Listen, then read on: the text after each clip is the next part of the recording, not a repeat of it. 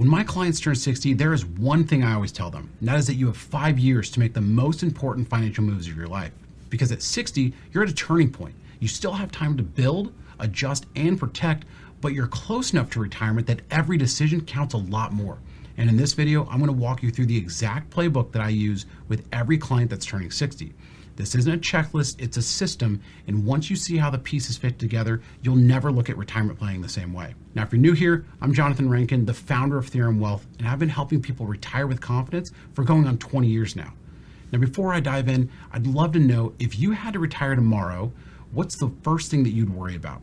Drop it in the comments because I read every single one, and I'd love to know what would be on your mind the first day you retire. Now, for most people, up until they're 60, retirement was this concept that was far in the distance. See, the focus up until that point was to save as much as possible. But at 60, the thought of retirement begins to become a reality.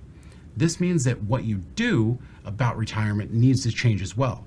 And that first shift that I want you to make is a mental shift, because it is so important to stop assuming that you'll choose your retirement date. Now, you have to be prepared for the unknown at this point, because more than 50% of retirees leave the workforce earlier than planned, and it's rarely because they hit their number early. It's usually because of health, a corporate reorg, or taking care of a parent or spouse. I mean, I've seen vibrant, high-performing people at 61 find themselves without a job with a resume that's quietly labeled overqualified. And that's why I ask you to build a plan that survives an early exit. That means raising your cash buffer, not to 3 or 6 months, but to 12 to 24 months of essential expenses. Park it in a mix of high yield savings, short-term treasuries, or CDs, something that's safe but still earning something. Think of this as a runway fund. If a layoff or illness forces your hand at 61, well, this is going to give you 1 to 2 years to pivot without panic selling stocks in a down market or filing for Social Security before you should. See, liquidity isn't just about cash. It's about where your dollars live. If every penny sits in a traditional IRA or 401k, well, you've limited your flexibility. And if you're able to start diversifying your savings, not by investments, but by tax type, you'll give yourself a leg up when it comes to retirement. See, building a taxable brokerage account by 60 can be extremely useful, because dividends and cost basis give you more control over taxes when you raise cash. And if you have Roth dollars, that's even better, because they're your shock absorber in bad market years. See, the goal is to design multiple spigots that you can turn on and off, whether that's taxable, tax-deferred, and Roth, so that you can steer your income on purpose. And this is where I always like to introduce the 60 to 70 tax window. See, for many people, the years after you stop working and before required distributions kick in are the lowest ordinary income years that you're ever going to see. That's the window to prepay taxes strategically, so future you can harvest more tax-free income when your portfolio is doing the heavy lifting. This means targeted Roth conversions, so filling up a tax bracket without spilling into the next one. If you expect higher brackets later from RMDs or survivor filing status or future tax changes, it's rational to convert now. So I'll map out a 3 to 7 year conversion plan, test it against Medicare IRMA thresholds, and coordinate it with Social Security timing. Now let me show you a real example. This is David and Laura, and obviously we changed their names for privacy purposes, but they're both 60, and they came to us in their late 50s wanting to make sure they were doing everything possible to maximize their retirement. They've got $2.1 million in IRAs and 401ks, $200,000 in taxable investments, and a $40,000 emergency fund, and no Roth accounts. They want to spend $90,000 after tax each year in retirement. David's Social Security at full retirement age will be $3,100 a month. Laura's is going to be $2,000 a month, and they both want to retire at 63. So starting at 60, we built a 10-year plan. First goal was to build a 2-year cash and short-term bond ladder. That's $180,000 total. That gives them 24 months of retirement expenses without touching stocks. At the same time, they're maxing out both 401ks with the enhanced catch-up contributions for ages 60 to 63. That's $23,500 each, plus the $11,250 in catch-up. So it's $34,750 per person. That's almost $70,000 total in pre-tax savings every year for the next few years. Now, those pre-tax contributions give their retirement accounts one last big push, and once their income drops, that money will become fuel for Roth conversions. Now, David and Laura, they did a really good job of planning ahead, because the way that they were able to save so much during their later years is because at 59, they paid off their mortgage, and that freed up about $40,000 a year, which we redirect straight into their Runway fund, which is a mix of high yield savings and short-term treasuries. At 60, they're going to max out both 401ks. In taxable, they reinvest their dividends to grow liquidity. They don't do any Roth conversions yet because their income is too high. So they add $40,000 to the Runway fund, and at 61, they repeat the same contributions add another $40,000 to the Runway fund, and by the end of that year, that fund is $120,000 because they started with that original $40,000 emergency fund plus $40,000 from last year and $40,000 from this year. Now at 62, they run it back because they've got one more year until retirement, so they just duplicate everything. They continue to max out their savings, continue to reinvest their dividends, and continue to save in the taxable account because at 63, that's when they retire. Now David's plan is he's going to delay Social Security to 70. Laura's going to delay it to 64, and they draw $70,000 from taxable investments, mostly principal and qualified dividends, to keep their taxable income low. They do a $50,000 Roth conversion from David's IRA, filling up that 12% bracket without spilling into the 22% bracket. And at 64, Laura claims her $1,850 monthly benefit, which is $22,200 a year in guaranteed income. The rest comes from IRA withdrawals plus a $40,000 Roth conversion. Now, we keep income under IRMA limits before Medicare kicks in. At 65, they enter Medicare with no surcharges. David still is delaying his benefit, and withdrawals now come partially from the Roth that they've been building. They do a $35,000 Roth conversion, small enough to avoid IRMA, but still shrinking future RMDs. And from 66 to 69, portfolio withdrawals are split, 40% from Roth, 40% from their IRA, and 20% from taxable, keeping balanced and flexibility pretty high. Now at 70, David's going to claim Social Security, which is going to be $3,837 per month, which is 46% higher than if he'd claimed at 62. And between both benefits, they now have $68,000 a year before touching their investments.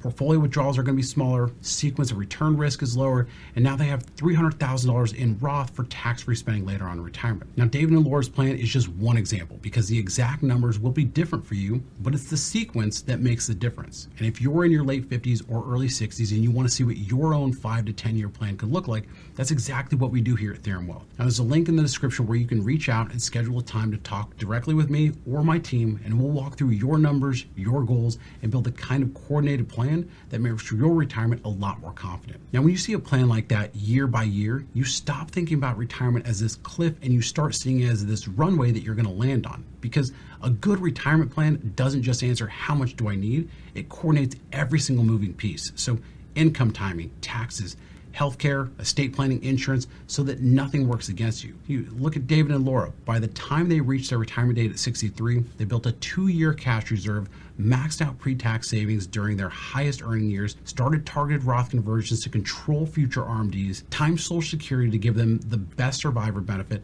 and mapped out their first 7 years of retirement income with taxes in mind. All of that works together. But one decision in particular acts as the anchor for the rest of the plan, and that's Social Security timing.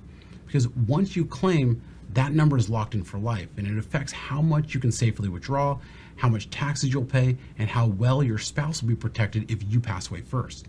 See, Social Security isn't about picking a number from a chart, it's about aligning your benefit with your health, your spouse's needs, your tax plan, and the risk of your portfolio. You see, when you claim at 62, you're going to lock in about 70% of your full benefit. If you wait until 67, you're getting 100% of that full benefit. And if you delay till 70, you're going to get 124%, which is a 7% annual increase between 62 and 67, and an 8% increase from 67 to 70. Now, those increases are permanent plus cost of living adjustments every single year.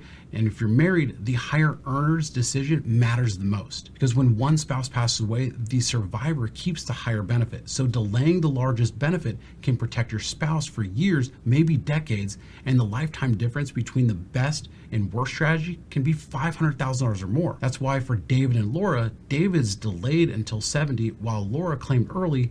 It maximized their guaranteed income and reduced their risk of running down the portfolio too fast. See, the same kind of detail matters when planning for healthcare because the pre-Medicare years, usually 63 to 65, can be a minefield if you don't manage income for ACA subsidies. Premium tax credits are based on your modified adjusted gross income for 2 years prior.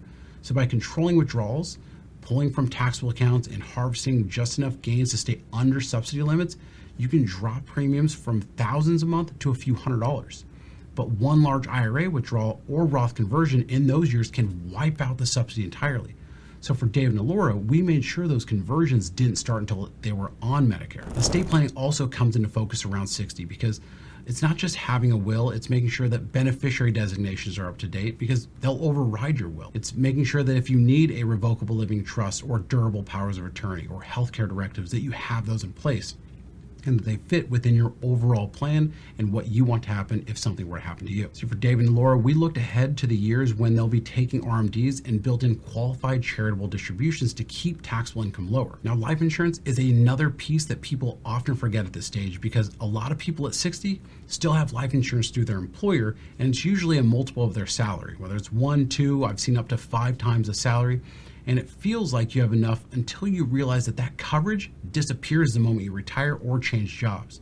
And at this age, you have to ask, if I pass away tomorrow, would my spouse's income be enough? Would they still be able to delay Social Security for the larger benefit? Would the mortgage and other big expenses be covered? So for David and Laura, that meant keeping a smaller policy for 10 years to bridge the gap until all guaranteed income sources were in place. For some, it means replacing employer coverage with individual policies so that you're not uninsured the day that you leave work. So the goal is right sizing, not overpaying for coverage that you don't need, but not leaving a gap that would create financial stress for your spouse or for your heirs. Another risk that a lot of people often forget is long-term care. And it's a risk that most people don't want to think about, but in reality, 7 in 10 people over 65 will need help with daily living at some point.